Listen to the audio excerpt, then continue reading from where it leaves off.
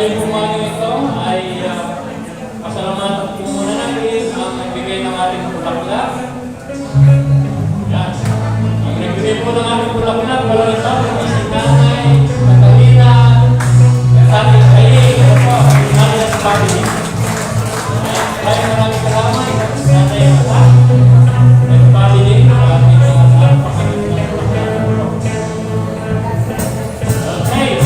maraming mga mag-iiwan at maraming mga sa lingkong ito. Una-una po sa lahat, meron po ka ito ay ating po pinapati. Happy birthday, Tatay Kaye Nadia. Amen. Okay, bigyan na pa. Patuloy sa lahat ng sinunod tayo mga po niya, natin sa natin kapatid sa darating sa 13, Mr. Nan.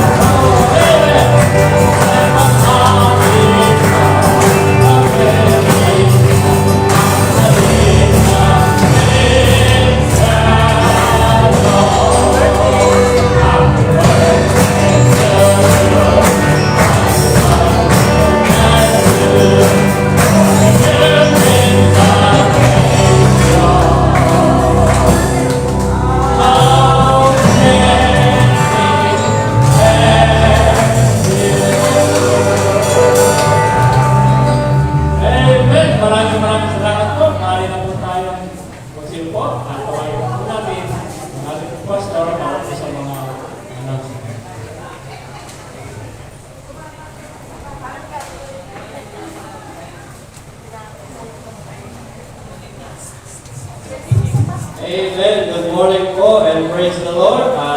Isang maulang umaga. Yan. Tag-ulan na po kasi. Ano po? At isang maulang umaga sa mga isa. At yan po ay biyaya ng Panginoon. No? Salamat po tayo. Hindi naman tayo direct hit ng bagyong dumadaan. Ano? At binibigyan lang tayo ng showers ng ulan. Ano po? Talaga po kayo, panahon po kayo ng tag-ulan. June, July, August, abot pa po yan ng September. Ano?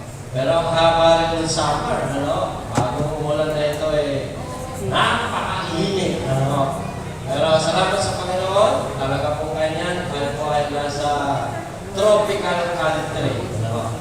So, sanay na tayo sa ganyan. Ano man, magdala lang tayo ng payong, raincoat, at mga jacket, pang-protection natin sa ulan. Praise the Lord po! Tayo po ngayon ay nasa second week of July. Next week, isa pa, nandito pa tayo, para po sa ating pagsamba. And for the last week, yan, pinakamahagang announcement. Sisimulan lang po natin worship doon sa ating temporary church. Sa Reyes Residence. Sa likod, sa 26 po yan. July 26. Before na mag-August 9, ay kailangan po ay makalipat na po tayo. Kasi may timetable po yung binigay sa atin. June 9 ang last day na pwede nandito tayo. Ayaw naman natin pakabuti ng ganun. So, ito po ay pasalamatan natin ng Panginoon. With great leaders, pinagamit sa atin, libre, walang bayan. We are grateful na pinagamit po sa atin, pati ang kanilang lupa, bahay sa paha. No regrets for anything. We are grateful for all of these things. At purihin po ang Panginoon dyan dahil ginamit po ang lugar na ito sa napakaraming pastor galing sa church na ito. So, ito po ay ibig sabihin tuloy-tuloy ang gawain ng Panginoon, lumipat lang siya ng lugar. So, ayan po, sa July 26, magpaon po tayo. Kasi po yun ay potluck service po natin. Kung tayo na nanghaligan lahat. Dahil yan po ang unang araw ng paglipat po natin. Pero, siyempre, may susunod pang celebration. Yun yung pinaka gagawin natin anniversary week. Pipili tayo ng date. Malamang po, August na po pupunta yan. So, kasi yung August talaga, ang pinaka-last month na ibinigay po sa atin. So, yan po ay pag-uusapan mamaya ng council. I-determine po natin yung date of our anniversary. Yan. Para siyempre, bagong church na po tayo, Saving Grace Baptist Church. Yan po yung ating nadaling pangalan, isa sa puso, isa sa buhay, at iko-commit sa Panginoon. So, lahat po tayo magkakaroon ng membership form. What do you mean by that? Siyempre, lahat ng makakasama natin, bago na po ang inyong church. Saving Grace Baptist Church. So, yung po mga dating form natin, ano pa po yun? Grace Baptist Church. So, yan po yung ating gagawin. Pag-ipat na natin doon. So, lahat ng makakasama natin, magkakaroon po tayo lahat ng recommitment form para po sa membership. Para makilala natin kung sino talaga yung sa atin at sino yung member po natin. Sa panahon po ngayon, kailangan makilala talaga kung sino ang mga member. Much better po kung magkakaroon tayo ng signature, commitment signature. Yung malaki. So yun. Para makita yung signature nyo, pipirma kayo doon. Pag nagpirma kayo doon, you are saying, and you are proudly saying that you are a member of Saving Grace Baptist Church. Because we believe that only the grace of God is the basis of our salvation. So yan po ang dala-dala natin. Yan ang itinatak ng Panginoon sa puso ng bawat isa sa atin. Dahil sa biyaya ng Diyos, kaya tayo nandito, kaya tayo sama-sama, kaya tayo nagpapatuloy. Yun po ang ating dadalhin pangalan. Okay, happy birthday po sa lahat ng nag-birthday. Palakpakan po natin sila. Happy birthday, Tatay Tay. Yan. Alam nyo kasi Tatay Tay, kung malakas-lakas natin, wala kang mula dyan. Yun, pero dahil nga ang katawan alam nyo na, humihiling nga rin. So, umabot pa siya. Hindi ko lang po, ilang taon na So, ilan na? 89. 89? Sana birthday ngayon, happy birthday po. Kung may anniversary man, happy anniversary po sa inyo lahat.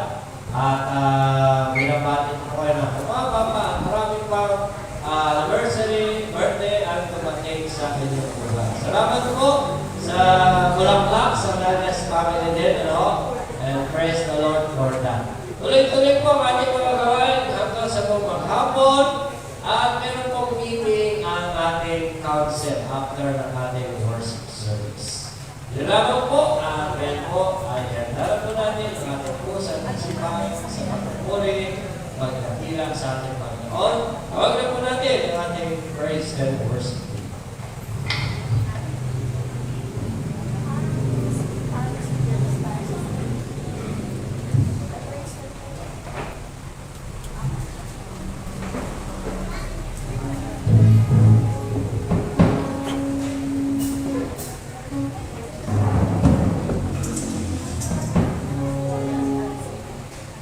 Yan, good morning po sa ating lahat. Tayo po ay tumayo. At purihin po natin ang ating Panginoon ngayong umagang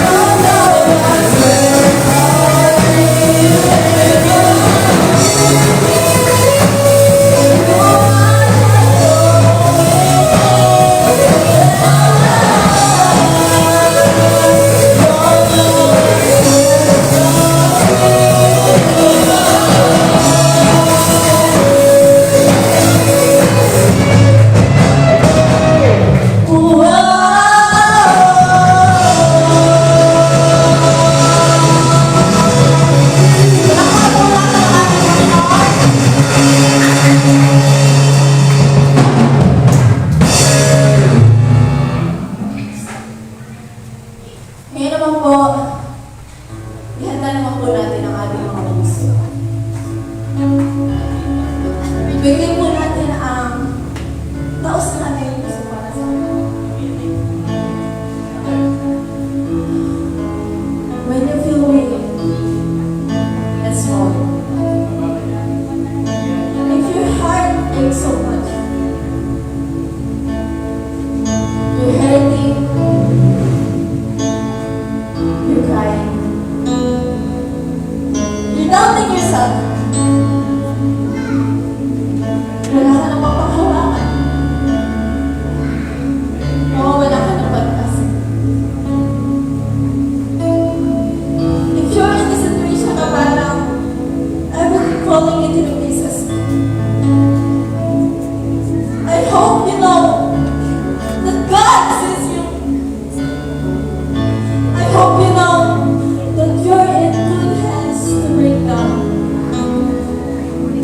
I hope you know that God is with you. When you're broken, He's gonna carry you. You can wait before Him. Hindi mo kailangan maging malakas sa Panginoon. Kasi yayakapin ka niya. He will embrace you and carry you. Naniniwala ang Diyos sa'yo, kaya maniwala ka din sa Kanya. That's why we need the Lord. We need Jesus. Kaya patuloy natin siyang awitin. At sabihin natin sa Kanya na, kailangan kita Lord, kailangan kita sa buhay ko. Kasi hindi ko naman ito magagawa kung wala ka, hindi ko ito kaya kung wala ka. Pinagkakatiwala ko lahat sa'yo, lahat ng iniisip ko, lahat ng pumapasok sa isip ko, lahat ng pagsubok, ibigay natin sa Kanya. Kaya ilakas natin ang ating mga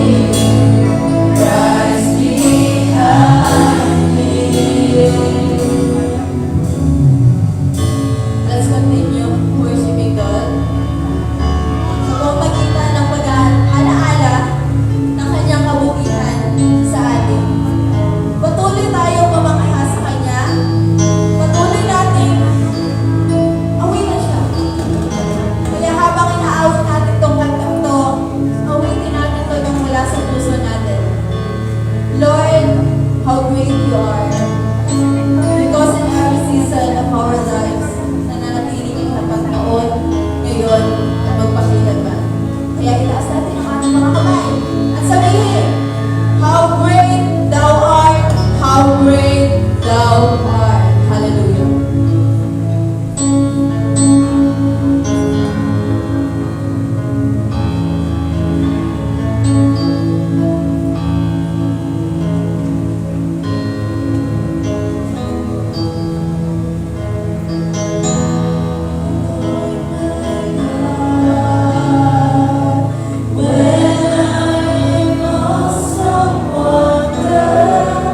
Consider all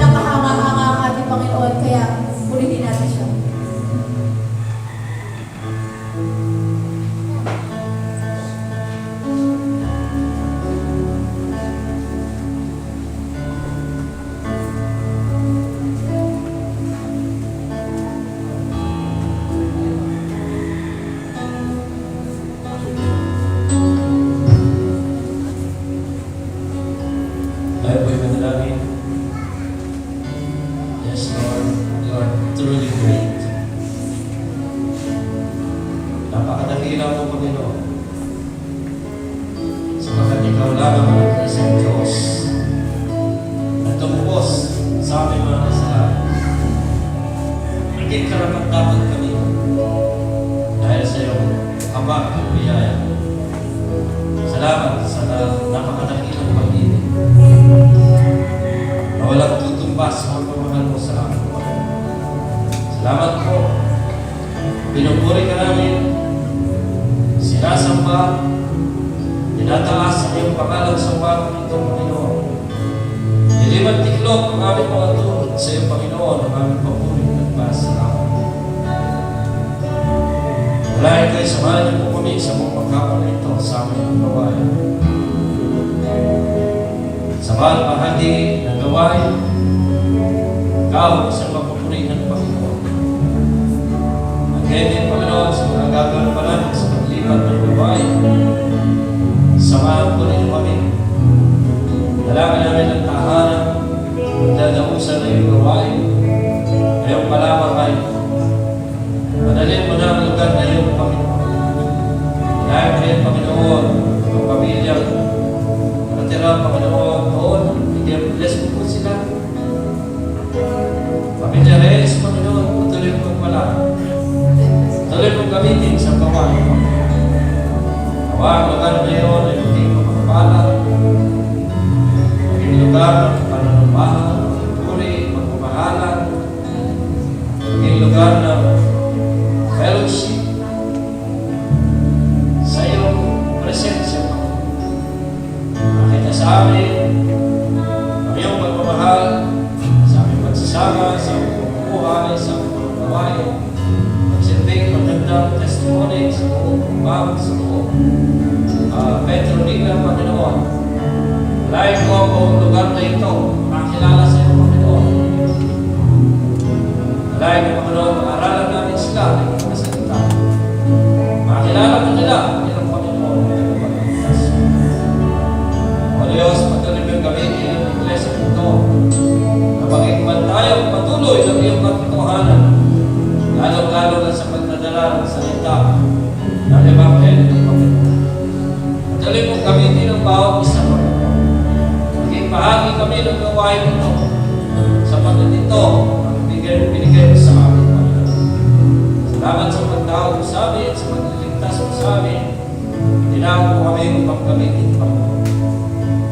Gawin mo kami patuloy ng instrumento ng kapayapaan, ng ligtasan ng mga tao makakakilala pa sa iyo.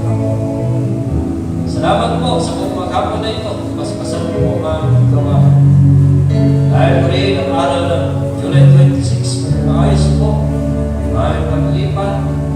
At ngayon din, Panginoon, sa darating pa po namin mga pagdiriwang, Panginoon, sa darating ng Agosto, maging maayos po lahat.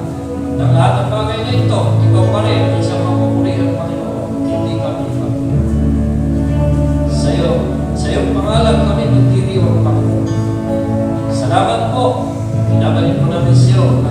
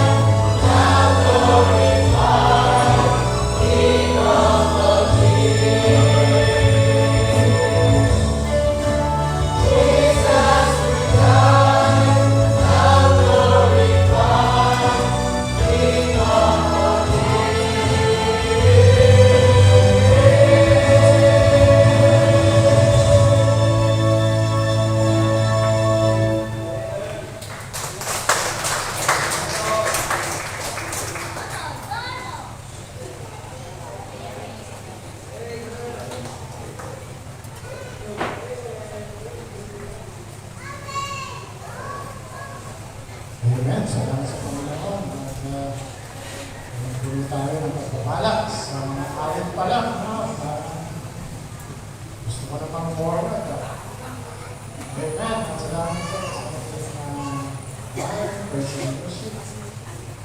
Ngayon po ay tayo man po lahat mas mawin. Nabigyan po natin sa Diyos ang pagmamahal. Kung natin lahat ng estropa, sa ito po ay makikita po tayo. Pray natin sa bayan ng Panginoon, sa pagkita na namin. Ay po tayo lahat.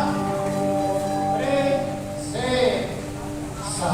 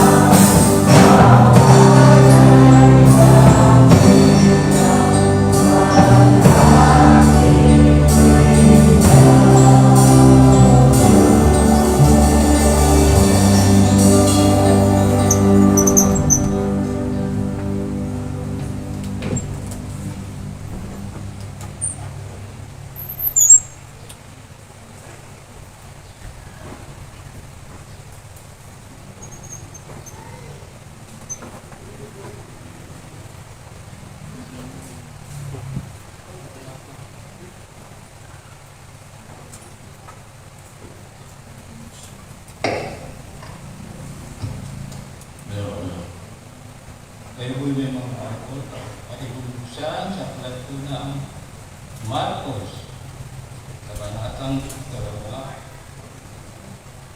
talatang 23 hanggang 24.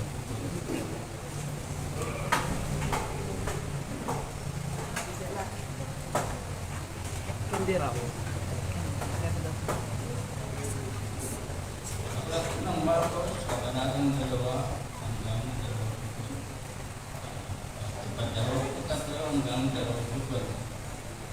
Kung nakita na ating suglan, mga pagkuko sa ating katagal, susunod po yung mga i-aklat naman niya. At nangyari na nagdaraan siya sa mga tigaan ng trigo ng araw sa kasaba at ang mga kapit niya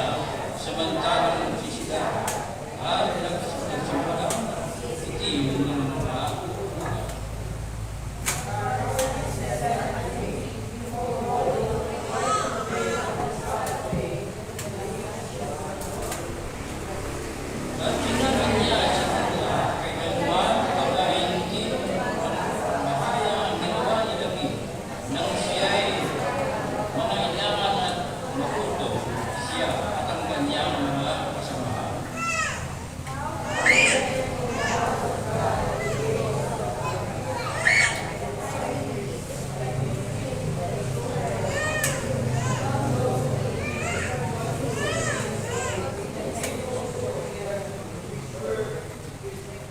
Sabay-sabay po tayo na sa video. At sinabi niya sa kanila,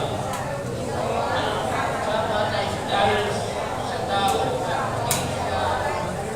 sa tao ang dahil sa sama.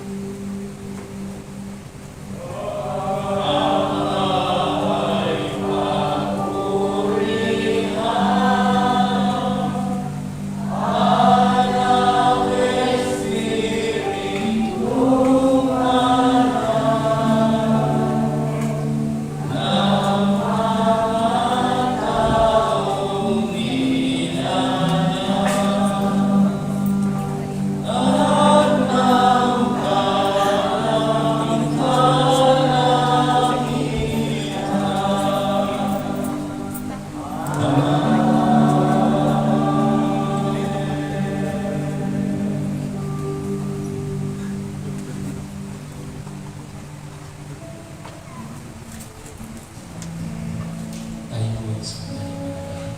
O dakilang Diyos na makapangyarihan sa lahat. Lumalangin po kami sa karoon ng biyaya ng iyong mga Pupuri at papasalamat, Panginoon, sa lahat ng iyong kabutihan, pagpapala, pag-iingat, sa lahat ng biyaya namin natatanggap, Panginoon. Salamat, Panginoon, sa iyong biyaya di maliit, Panginoon. Kayo po, Panginoon, patuloy na nagbibigay sa amin, Panginoon. Higit sa lahat, ng lakas ng aming pananampalataya. Kaya hayaan mong ibalik namin sa iyo yung pamalakas na pag-uwi ng karamihan sa umaga ng ito, Panginoon, ang aming pagsamba. Nilalapit ko po sa iyo, Panginoon, ang aming pagkakaloob. Kayo po ang patuloy na mag-usap sa bawat isa, Panginoon. Naibigay namin, Panginoon, ang taos-puso pagkakaloob namin, Panginoon, para sa iyong hirapan, Panginoon. Kayo po ang aming maitaas, Panginoon, sa aming pagkakaloob. At nawa, ang bawat sentimo na aming malilikom, Panginoon, ay magamit, Panginoon, sa ikalalago at ikalalawa ng iyong gawain, Panginoon. Higit sa lahat sa lugar na ito, Panginoon. At sa mga marami pa, Panginoon, na makabot, Panginoon, ang aming pagkakaloob na ito, Panginoon, sa gamitin po namin ito ng pagkakaloob sa iyo. Sa lahat ng aming dalangin, Panginoon, nilalapit namin, Panginoon, sa iyong bawat isa. At kayo po, Panginoon, ang patuloy na pagbigay, Panginoon, sa aming pagpuso. Ang taos-pusong masasalamat, Panginoon, para sa iyo. Na maibigay namin ang taos-pusong masasalamat, Panginoon, na patuloy mong ibinibigay sa bawat isa sa amin. Kaya ang ibalik namin sa iyo, Panginoon, ang taos-puso ng pagkasalamat. Maraming salamat, Panginoon, sa umaga mo ito, sa aming pagpapatuloy. Kayo po ang aming maitaas, Panginoon, hanggang sa matapos po ang aming gawain para sa iyo. Pinagkakatiwala po namin ito sa iyong kamay at may pagpapasalamat sa pangalan ni Jesus namin, Panginoon Diyos. Ito po ang aming sa dalangin. Amen.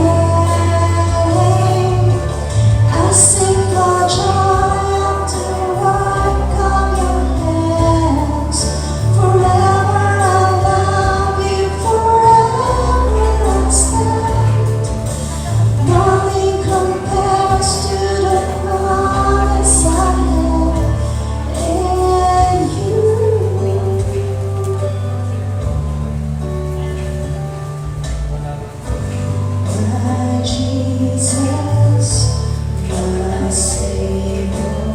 Oh, there is none like you. All of my days, I want to praise the wonders of your mighty love. My comfort, my shelter, tower of refuge and strength. Let every breath, all that I am, never cease to worship you. Shout to the Lord of the earth, let us sing. Power and majesty, praise to the King. Mountains bow down and the seas will roar at the sound of your name. I sing for joy to work of your hands. Forever I love you, forever I stand. Nothing compares to the promise I have in you.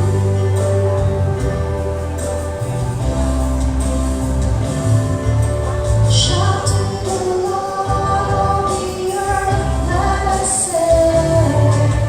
Power and majesty, praise to the King. Mountains bow down and the seas will roar at the sound of your name.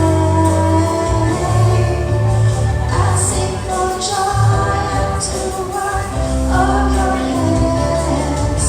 Forever I love you, forever I stand. Nothing compares to the promise I have. Nothing compares to the promise I have. Nothing compares to the promise I have in you. Praise God.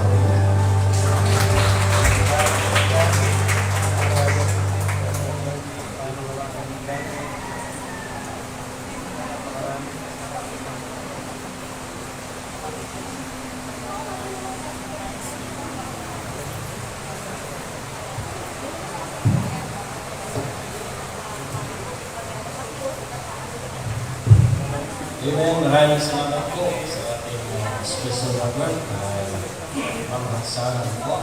Tulungan po ang Panginoon. Salamat din po sa ating choir at umawit kanina. Pagkalaan ng Panginoon sa ating praise and worship. Ano po. At salamat po sa lahat ng may bahagi sa pulpito. Ano po.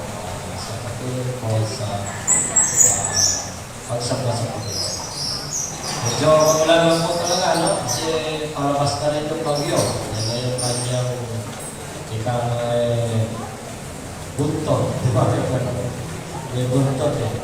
Kung alam yung buntot siya malakas. Ano? Kasi malakas na eh.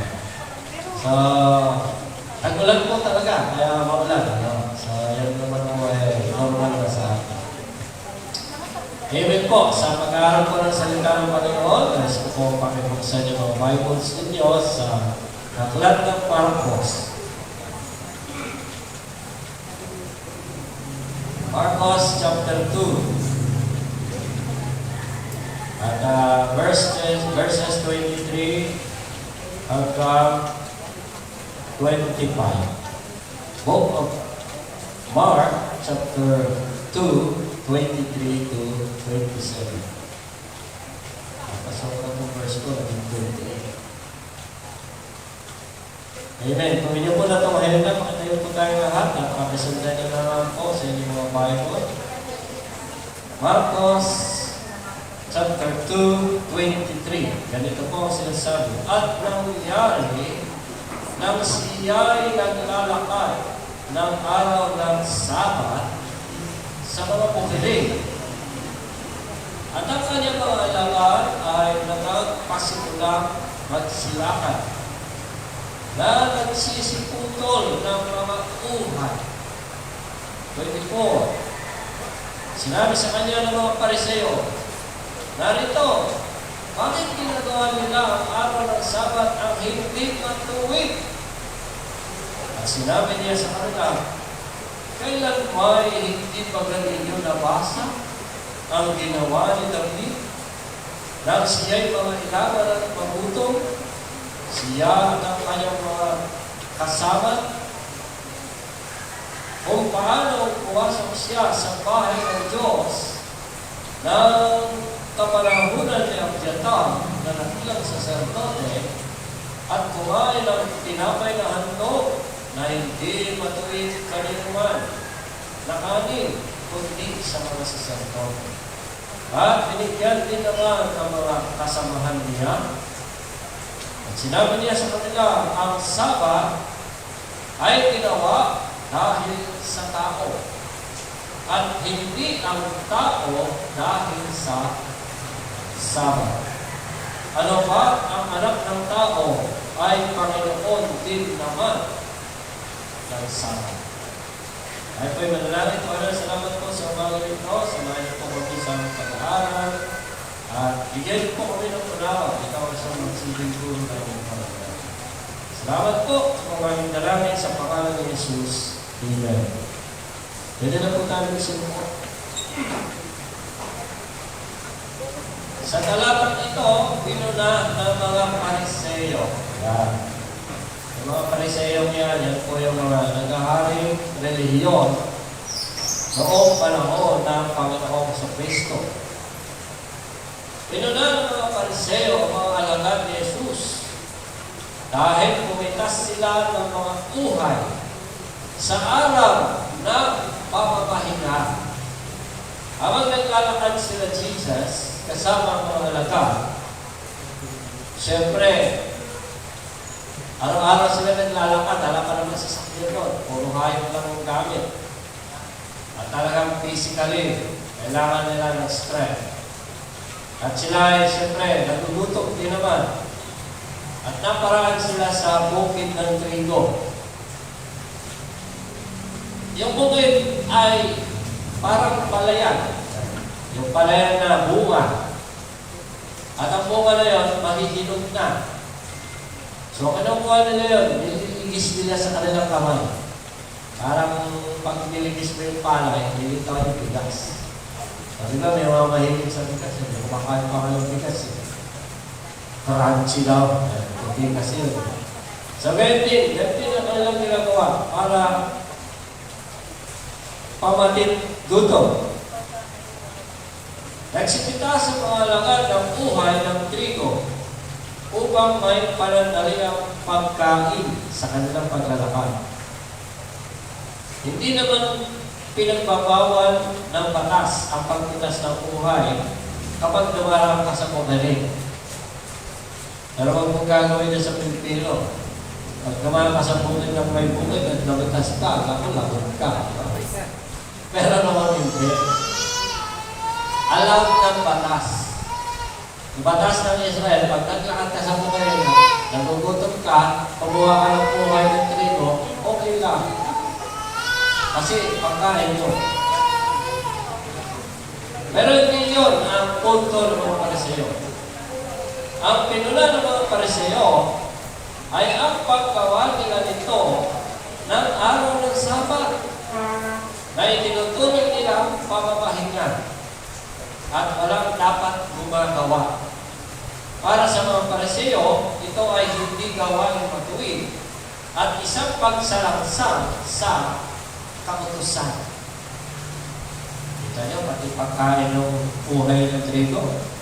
Kaso sa mga Pariseo, talagang hinahanapan ng butas ang Panginoong Kristo, gayon din ang kanyang mga alagad, umaharap talaga sila ng dahilan para magalit sa kanilang mga tao. Ngunit, ipinaalala naman ni Jesus ang ginawa ni David nang siya at ang kanyang mga kasama ay nagutom. Ang panahon niyo, nagutom si David kasi nangangalong siya, inupusok siya ni Saul. Dahil nagahari si Saul noon, lahat ng kampi kay David pinapatay, kaya nangangalong sila haring David noon. Di pa siya hari. Sabi ni Jesus, sinabi sa kanila, kailan ba hindi ba ninyo nabasa ang ginawa ni David nang siya'y mangalong at mga ilangan at nagutom? Siya at mga kasamahan niya, kung paano pumasok sila sa bahay ng Diyos. Sa kapanahonan ni Abiatar na naging ang saserdote at kumain ng tinapay, o bawal yun. Bakit? Kasi tinapay pa rin sa saserdote. Pinakain sila. Actually, nagpakain si Ahimelech, yung tatay ni Abiatar. Kaya lang, pinatay si Ahimelech ng mga tauhan ni Saul. At si Abiatar, loyal kay King David. Kaya noong panahon na Haring David, si Abiatar naging tinawag ng ilang saserdote. So, anong ginawa ni Ahimelech na tatay ni Abiatar? Nakita niya, natututan ng mga tao. Sila, David, nandun, nanganong sila, pumasok sila. Nang ginawa niya Ahimelech, wala tayo ibang pagkain dito, kundi itong pagkain ng saserdote. Binigay niya ang pagkain at pinakain si David at pati na ang kanyang mga kasama. Pinapakita nito na ang Sabat ay hindi nilayon upang maging pabigat sa tao, kundi isang kaloob ng Diyos. Ito kasi mga Pariseo, hindi nila nakita ang tunay na layunin ng Diyos kung bakit may Sabat. Ang nakita nila, dapat lang sundin kung ano sinasabi tungkol sa Sabat. Hanggang doon lang ang kanilang kaisipan. Tingnan po natin, ano nga ba ang tunay na layunin ng araw ng pamamahinga o tinatawag na Sabat na ginawang pasakin ng mga Pariseo sa mga tao? Ang ating pag-aaralan ngayon, ang tunay na layunin ng araw ng pamamahinga. In other words, araw ng Sabat. Ano ba ang layunin nito? Bakit ba ito iniutos ng Diyos? Nako, una po sa lahat, ang layunin ng araw ng pamamahinga, yun na po, magpahinga mo mula sa pang-araw-araw na gawain. Take a break, sabi ng Panginoon. Sa panahon ngayon, hindi na nagpapahinga yung tao. Nararanasan ko ngayon yan, bilang teacher. Hindi na kami natutulog sa gabi. Lahat yata na requirements gagawin. Umuwi ka na, nakatok-tok ka na naman sa laptop. Lahat ng gawain, round the clock. Napansin ko rin yan, ang bilis ng ano ngayon. Ang mga tao parang laging busy. Ang tao laging may ginagawa. Kung matulog na yan, ating gawin na. Kung madaling araw na. They are all always working and working and working and working. Wala namang masama sa nag-work. Tingnan po natin. Ang unang layunin ng araw ng pamamahinga, siyempre, magpahinga mula sa pang-araw-araw na gawain. Tingnan po natin, sa lumang tipan, matapos likhain ng Diyos ang mundo sa loob ng 6 na araw, nagpahinga siya sa ikapito.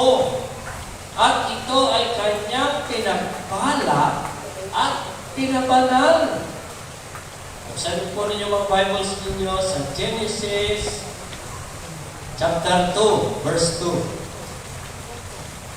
Nagbasa tayo ng Bible. Tingnan natin. Sabi ng Diyos, at nang ikapitong araw ay nayari ng Diyos ang kanyang gawaing ginawa at nagpahinga ng ikapitong araw sa madlang gawa niyang ginawa.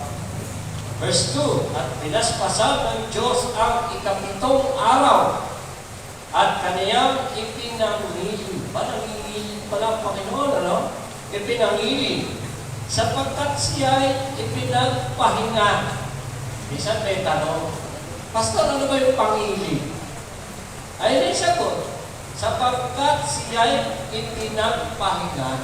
Ang pangili, pahinga, ceasing from work. Ipinagpahinga ng Diyos samantalang gawain kanyang nilikha at ginawa. Yung mga pilosopo pa, Pastor, ba't siya nagpahinga? Napagod pa ang Diyos? Siya ba'y napapagod? It's not the point. The point is, He stopped working. Bakit? Tapos ka yung ginagawa eh. Ikaw ba naman, may ginagawa ka pa, dudut-dutin mo pa, tapos na yun. You stop working, yun lang. Tumigil na ng Diyos sa paggawa. Yun ang ibig sabihin na nagpahinga siya, hindi dahil napagod siya. Dami kasi mga pilosopo ngayon eh. Lahat ng salita, pinapatulang. Kung di mo naman paliwanag, hindi maliliwanagan. That's it. Cessation from work. Bakit siya nagpahinga? Hindi naglaon, ang ginawa yun ng Diyos, ipinagawa niya sa tao. Particularly sa Israel. Ayun, tingnan natin. Dinaglaon, inuutos ng Israel. Inuutos sa Israel na ipamili ng Sabat bilang bahagi ng 10 utos. Exodus, sa inyo sa Exodus, chapter 20, verse 8. Ito ang sabi ng Diyos.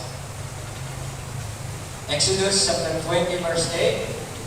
Alalahanin mo ang araw ng Sabat upang ipamili.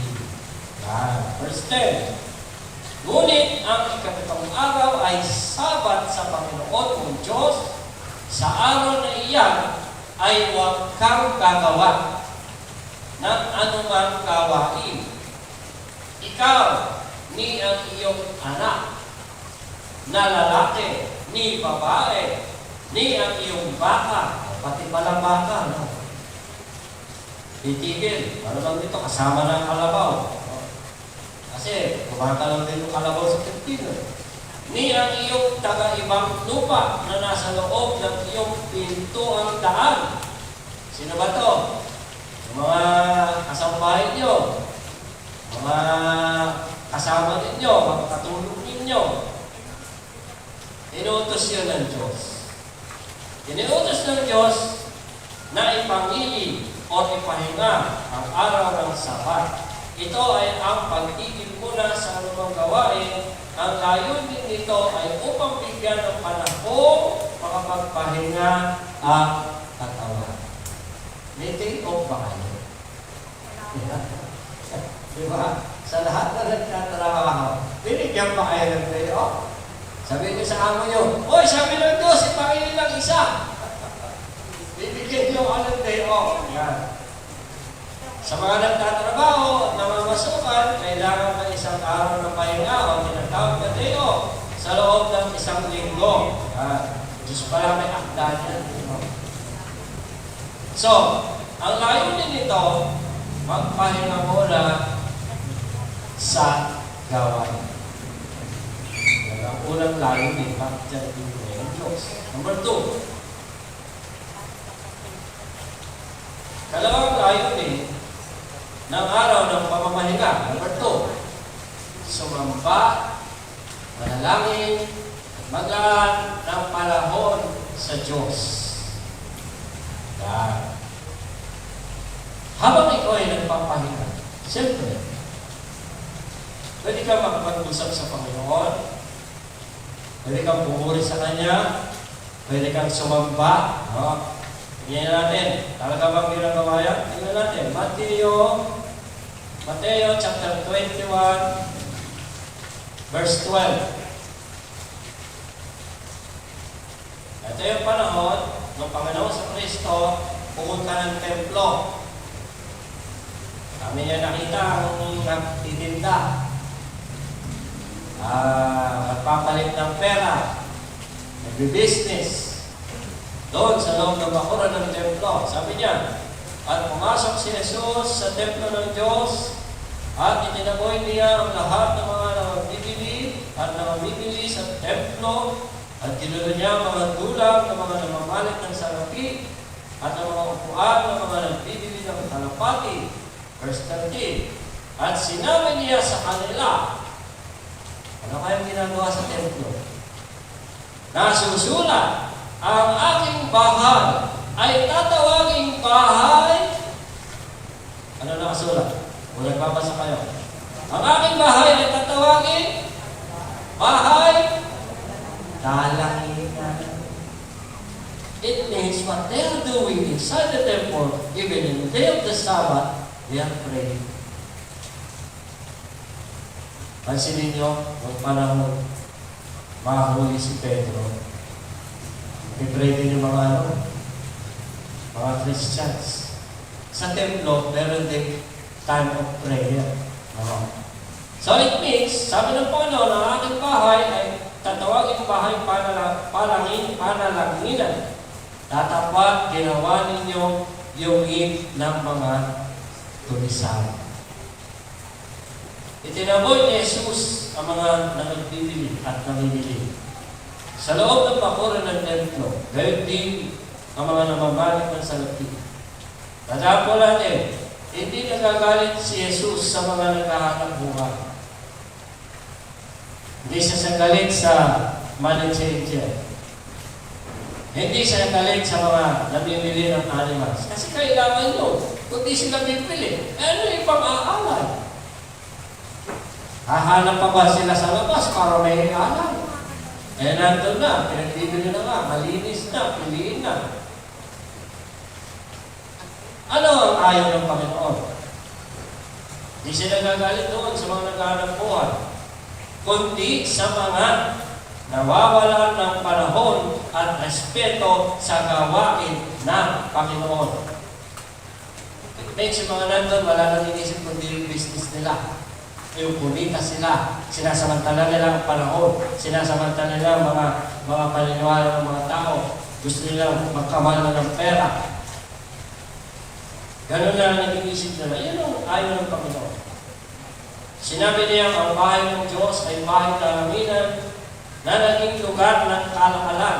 Ang bahay ng Diyos, puntahan ng mga gustong sumamba, manalangin at maglaan ng panahon sa Kanya. Kaya may templo.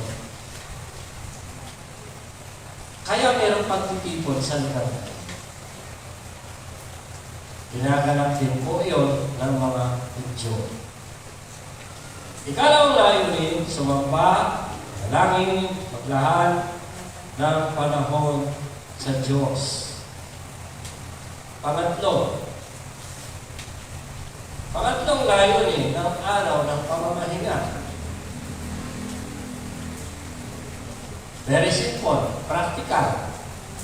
Manumbalik ang lakas ng katawan, isip at espiritu.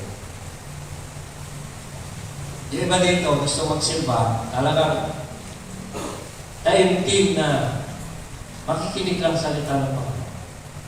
They were just absorbing the words of God na nakakatulong sa kanila, nakapagpapaliwanag ng isip, naluluwagan ang kanilang mga puso. Ibig sabihin, habang ikaw ay nakikinig, dapat ang nararamdaman mo, ikaw ay nagiging magaan ang makaramdam mo, nagiging malapit ka sa Panginoon.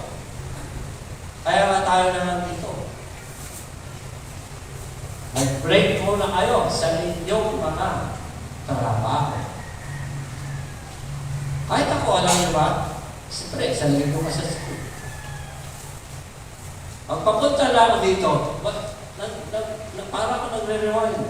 Habang nakakay ka, o nagre-rewind ka na kasi maiba na naman yung atmosphere. Kung yun ang laging ginagawa mo, ako, magsasawa ako. So, yun po. Matcha-charge ka pag nandito ka, hinig ka ng salita ng Diyos, matcha-charge din lang yung katawan. Opo. isipan. So yan ang talagang layunin kung bakit merong araw ng pahinga. Manumbalik ang lakas ng katawan, isip at espiritu. Ang layunin ng Sabat, bigyan ng pagkakataong makapagpahinga ang katawan, kasama rin ang isip at espiritual na kalakasan. Sabi nga, break muna. Yan. Kaya kami araw ng linggo, di ba? Nag-break muna tayo. Break muna sa paggawa. Itigil ang pisikal na gawain ng katawan sa trabaho. Kundi bagkus, magpahingalay sa pananalangin at pakikipag-usap sa Diyos. Ika-4.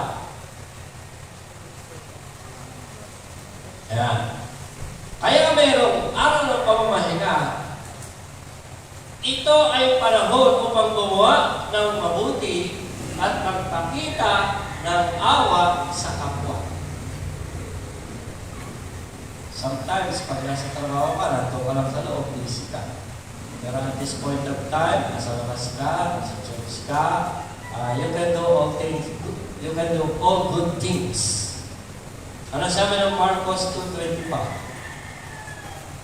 Sinabi niya sa kanila, kailan ba hindi ba ninyo nabasa, ginawa ni David nang siya'y mga ilaman at mabuto, siya at ang mga kasamahan niya, kung paano pumasok siya sa bahay ng Diyos.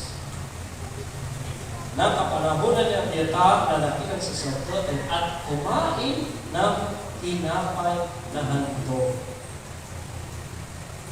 Ano pang ginawa ng saserdote? Hindi matuwid kanino man nakainin ang mga tinapay na iyon para lang yun sa mga saserdote. Ngunit sa panahon iyon, binigyan ni Ahimelech ang mga tauhan ni David at si David ng tinapay at pinakain silang lahat ng banal na tinapay. Pwede mo bang sabihin na may pumasok dito? Ay, hindi ka pwede dito. Bawal kumain ka dito. Bawal ka makasalo. Amin lang to. Hindi pwede. Anybody who enters that gate, kailangan natin harapin ng enter. Hanggang maaari, tinutulungan. Hindi mo pwede sabihin na, ay, pang Grace Baptist Church lang to o pang SGBC lang. Hindi mo pwede. So it means, kung araw man ng linggo o araw na nagpapahinga natin tayo sa Panginoon, ito rin po pagkakataon na gumawa tayo ng mabuti at magpakita ng awa sa kapwa. Ang tinapay sa templo ay inilaan bilang pagkain ng mga saserdote. Ngunit kung dumating ang panahon ng pangailangan, tulad ng panahon ni David na nanganganlong sa pag-usip ni Saul, ay kinakailangan tulungan. Nararapat na manaig ang pagtulong sa kapwa sa panahon ng kinakailangan. Itinuturo ni Jesus na ang pangangailangan ng tao at ang pagpapakita ng awa ay higit na mahalaga kaysa sa mahigpit na pagsunod sa mga tradisyong ipinapatupad ng mga namumuno. Mga pinabalyo mas mataas ang buhay ng tao kung sa panahon ng pangangailangan. Ano ba ang church na ito? Pwede itong gawing kanluan. Pwede itong gawing shelter. Pwede itong gawing temporary puntahan ng mga nasalagta. Alam ka naman, sabihin mo, ay hindi, pang ano lang ito, pang GBC, bawal kayo ito. Hindi po. Kahit mga school na yun, ginagawa ang shelter. So that's it po, ang layunin ng araw ng pamamahinga, napakasimple unang-una, kaya dinigay ng Diyos yan para sa kapakanan din naman ng tao, magpahinga mula sa pang-araw-araw na gawain. Ikalawa, sumamba, manalangin, at maglaan ng panahon sa Diyos. Pangatlo, manumbalik ang lakas ng katawan, isip at espiritu. Ika-apat, gumawa ng mabuti at magpakita ng awa sa kapwa. Idinagdag pa ni Jesus, ang anak ng tao ay Panginoon, maging ng araw ng pamamahinga. Bilang Panginoon, siya ang may ganap ng kapangyarihan na ipaliwanag ang tunay na diwa nito.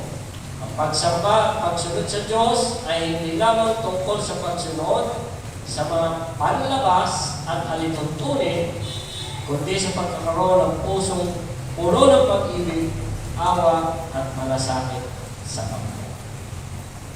Ang araw po ng pamamahinga ay pagkakataon upang unahin ang ating relasyon sa Panginoon, relasyon sa Diyos.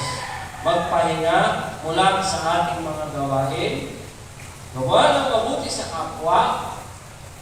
Ang tunay na pagsunod sa Diyos ay nakikita sa ating pag-ibig, habag at pagtitiwala kay Kristo. Hindi lamang sa panlabas na pagsunod sa mga tuntunin. Pastor, are we doing Sabbath today? No, meron na. Sabbath is Saturday. And Sabbath is given to those Israelites. Ibinigay ng Diyos na covenant. Pastor, bakit nagpapangita tayo ng linggo? Hindi po tayo nasasama doon sa tipan. Anong ginagawa po natin? Ang araw po ng linggo ay siyang pagtitipon ng mga Kristiyano na iniligtas ng Panginoon at ipinagdiriwang ang kanyang pagkabuhay na maguli na sila ay mga naging disipulo ni Kristo. Anong kinukuha natin ngayon? Sunday is not the replacement of Sabbath.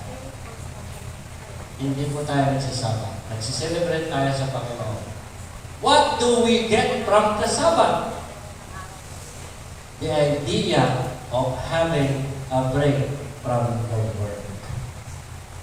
The idea given by God na tayo ay magpahingalay sa Kanyang mga salita, sa pakikipag-usap, sa pananalangin. We are not doing Sabbath, but we get the idea of God to have a break para tayo mag-church. And this is what we are doing every Sunday. We are celebrating the Lord. We are worshiping the Lord. We are communicating to the Lord. We hear the words of the Lord. At the same time, our physical body, our heart, and mind will recharge. Yan po ang idea kung bakit mayroong Sabbath. Hindi tayo nagsasabat, ngunit tama ang Panginoon, have a break so you can recharge. Ang punto po natin, spiritually, ma-recharge po tayo. Kasama na rin po ang ating Panginoon. Amen for that. Ibinigay ng Diyos ang Sabat para sa tao at hindi ang tao para sa Sabat. Na ginawa ng mga Pariseo pakilap sa mga Pilipino. Tumayo po tayo lahat at tayo po tayo. Panginoon, salamat po sa mga ito. Salamat itinuro mo na magkaroon ng isang araw ng pahinga, Panginoon. Tumigil mo na kami sa paggawa. Tumigil mo na kami sa mga bagay na nakakapagod sa katawan, puso at isip na kailangan namin gawin pang araw-araw para masuportahan ang aming pamilya. Ngunit ang idea nito, Panginoon, ay para din sa amin, para charge kami. Magkaroon kami ng panahon sa iyo. Magkaroon kami ng healing sa puso namin.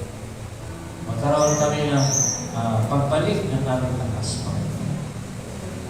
Salamat, Panginoon. Purihin ka sapagkat ikaw ang nilakdayan. Hindi po kami nagsasabak ng linggo.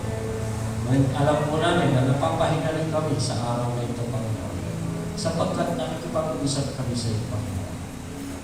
Kung sa sandaling ikaw gusto mong kausapin ng Panginoon, meron kang gustong sabihin sa Kanya, meron kang gustong i-confess sa Kanya, meron kang gustong ipagpasalamat sa Kanya, sabihin mo ba? Magpasalamat ka sa Diyos. Magpuri ka sa Diyos mo. Salamat ka sa biyaya. Meron kang pamilya, meron kang anak, meron kang mga kapatiran, meron kang church, meron ka ng halos ng lahat ng bagay. Pasalamatan mo ito. Let's thank the Lord and talk to Him. If you want to confess something, confess it to the Lord. I'll give you time to talk to the Lord right now.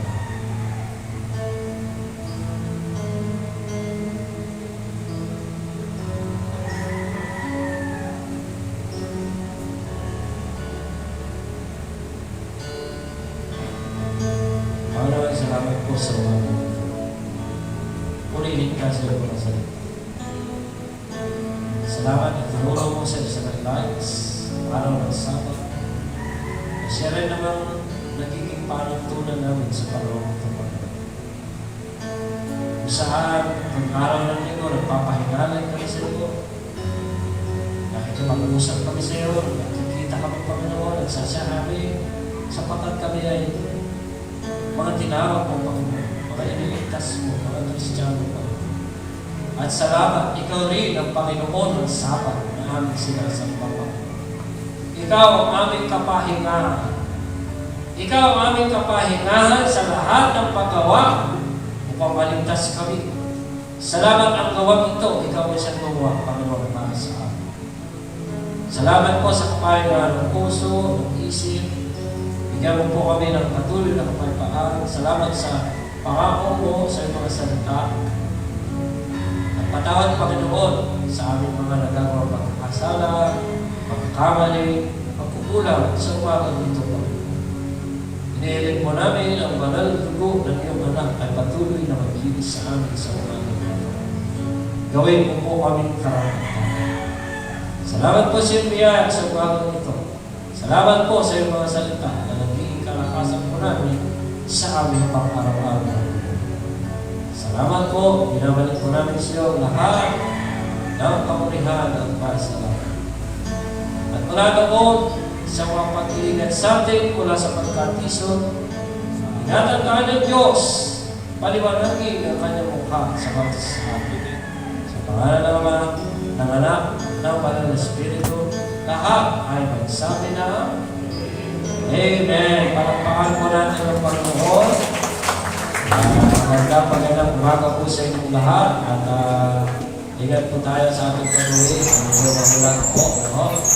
So, maiwan lamang po yung council at magkakaroon po tayo ng regular meeting. No?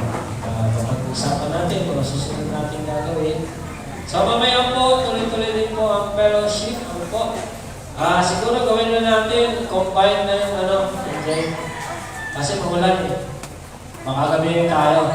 Mga 3:30, simula na yung gospel hour, kasama na ang fellowship. Pagsabay na natin.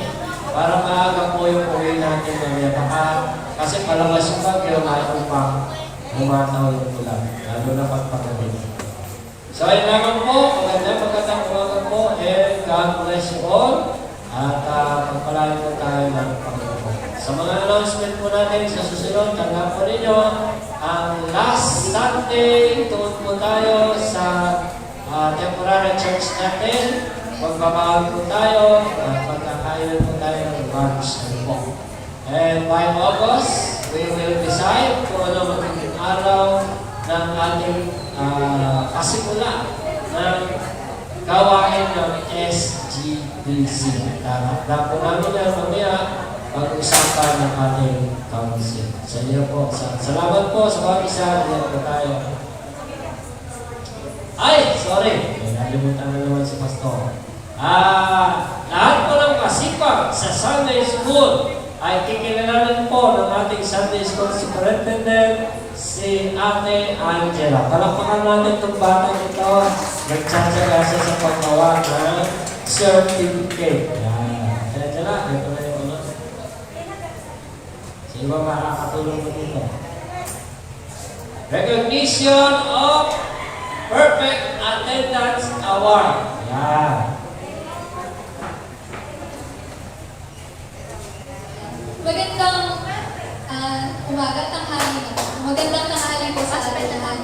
Kaya ano pong i-recognize natin yung mga students natin sa Sunday School na nagkaroon ng perfect attendance. Ayan. Sa akin ko po yung certificate. Certificate of recognition. This certificate is proudly presented to in recognition of perfect attendance in Sunday School during the second quarter of 2026. This award is conferred and acknowledged in consistent participation and demonstrated commitment throughout the quarter. Given this 12th day of July 2026 at Saving Grace Baptist Church of Arani Incorporated, Petronila Hill Subdivision, Kabarangan, Arani, Bataan. Signed by Claire Angela Pamplona, Sunday School Superintendent, and Pastor Lynn Dixon, GB Sundays. Para po sa ating young people class, Carl Jacob P. Pamplona.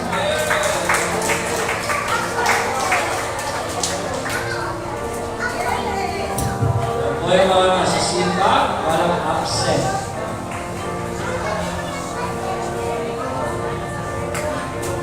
Lapit lang po dito kasi pipicturean tayo. Yan. Ito sa gitna. Yan.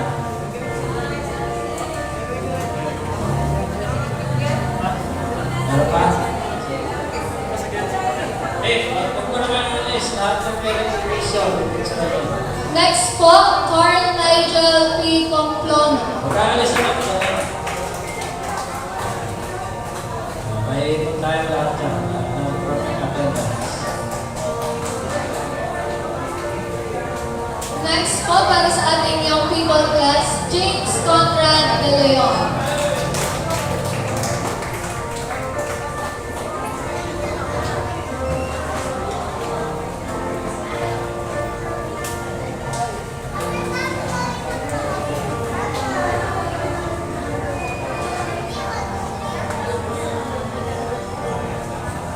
Para naman po sa ating young professional class, Marguerite Carl S. Tamano. Next po, Irene Grace C. Elgan.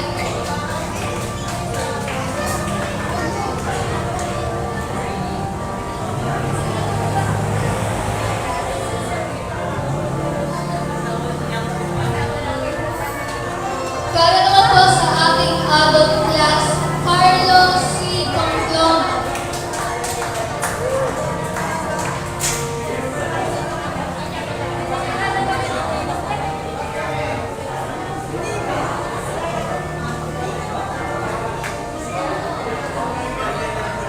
Next po, Merly C. Pamplona.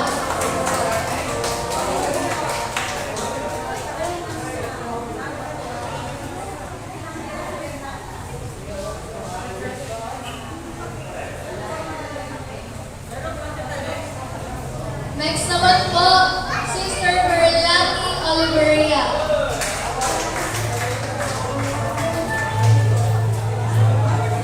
Next po, Tatay Virgilio Oliveria.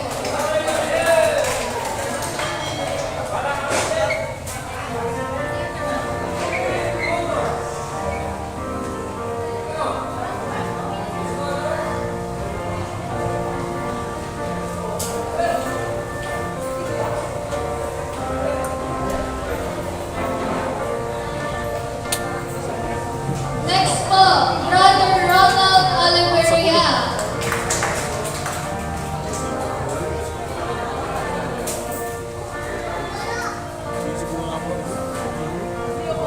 Next po, Sister Estrelita Pinson.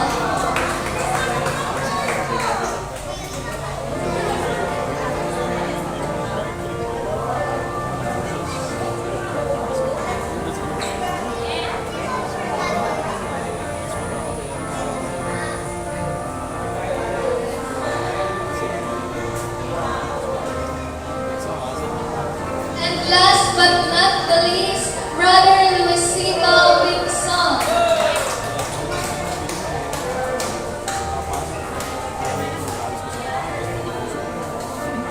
Ayan, sila po yung mga Sunday school students natin na linggo-linggong maaga